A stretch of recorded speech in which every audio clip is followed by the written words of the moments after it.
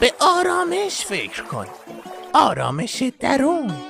کون لق بیکاری، کون لق سابکار پدرکسه، کون لق اجاره خونه، کون لق خرج خورد و خوراک، کون لق گرونی، کون لق اون سوپرمارکتیه که دلا پهنا حساب میکنه انگار میخواد اون پولا رو بکنه تو کون چروکیده باباش، کون لق امتحانات، کون لق اون ناظمی که سر صبح با یه قیافه‌ای میومد سر صف انگار همه بچه‌ها زنشو گایده بودن ولی پولشو نداده بودن بهش، کون لق هرچی حس و حال بده، کون لق اون اکس کسکشم که باعث شد سیگاری بشم، البته گاهی قلیونم میکشم، کون لق اختاپوس کم کس شعر بگو، هی کون لق این کون لق اون. جاکش چند روز دیگه مدرسه ها باز میشه، مدرسه ها داره شروع میشه، هورا دوباره درسای ریاضی و شیمی و فیزیک. من عاشق مدرسم، نظر تو چیه گری؟